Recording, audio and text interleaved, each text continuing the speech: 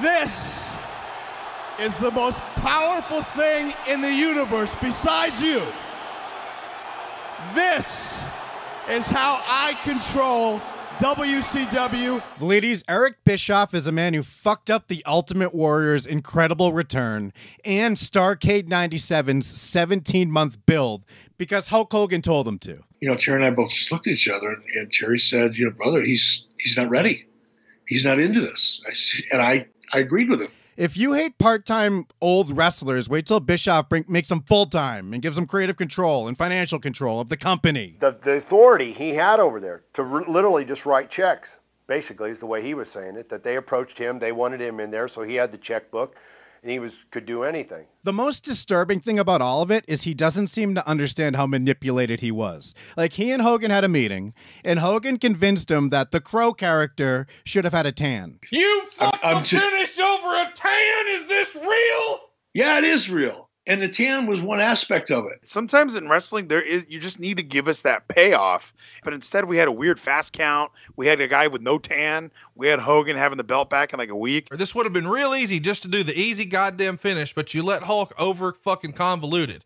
Now, whether you acknowledge that you did that on purpose or not is another thing. We had a finger poke of doom. If that made a mockery of the business, I want to talk to the guy with a fucking tennis racket running around throwing baby dust in people's face. Tell me about mocking the business. Oh. I mean, how believable is that shit? And who are you, little man? Ultimate Warrior's return, the OWN's debut on WCW Nitro, was a moment I'll never forget. When I came back through the curtain, all the crew people were there. And they were congratulating me, saying, man, that was awesome. This is really great. Nobody from the office, Bischoff or Hogan or anybody, called me or nothing. My brother cared about Nitro. That never happens. I cared about Nitro. That only happened when Ernest Miller came out. Friday, I called Hogan. Brother, you went over our head, he says. He got offended because I was working the gimmick out there in the ring. Bischoff courted Warrior to come in because Hogan needed him to. Hogan needed his win. Once Hogan got what he wanted, Bischoff wouldn't return the guy's calls anymore. After the buzz of that return, Vleet, if there was a Twitter, that shit would have been trending. Raven isn't our kind of champion. Raven's a freak, a misfit. Let's give him Goldberg. Vleety's Raven was one of the best promos of the late 90s. Scotty Levy, you know, I see Scotty once in a while, and, you know, we're friendly and all that, but he just sucked in the ring with a mic. Well, what about me? What about Raven? This isn't what I want. Right. Okay, this is not what I had in my mind. You're about to get killed. Right. Okay? I don't want philosophy. Right. I want emotion. 74-0. 74-0. The line must be drawn here. Eric Bischoff brought him in his prime, and because he worked with him years before, Scott Levy, he never took him seriously. I had worked with him at WCW before he went to ECW, so there was a familiarity. Do you mean that you had maybe already formed an opinion?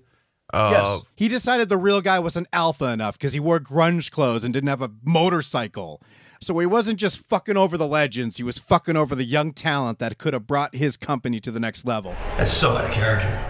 We all know about Jericho, we all know about the Radicals. We're not talking about Raven enough. Make him scary! Anytime something good happens on Raw, we act like it's because of Paul Heyman. He's in charge of that show. Then when we talk about Bischoff, we act like he's just going to talk to Fox. No, he's the Heyman of SmackDown. We're fucked. I think Bischoff is responsible for at least getting that company to somewhere it had never been before. People were talking about it. Yeah, but where's Bischoff going to bring us now that we've never been before? Out of business? Because that's really the only direction he can seemingly take us now. There's a reason why he just filed for bankruptcy and he's packing everything he owns in a fucking Jeep and starting over, quote unquote, in Connecticut. He got WCW where it is, he got his life where it is, and I don't want to know where he's going to get SmackDown. Did you tell Nick Patrick to do the fast count? No. And look, well, let me retract that. Maybe. They called me a boy. The whole fucking show! The whole fucking show! Would you ever fight one of them? The whole fucking show! Okay, taking your point, you've got to be confident then that you've got a way to fuck this guy. Right. Okay, maybe I jumped your shit and I shouldn't have. I apologize. Just beat me up later. I just thought being aggravating. Please, just kick my ass. It's easier.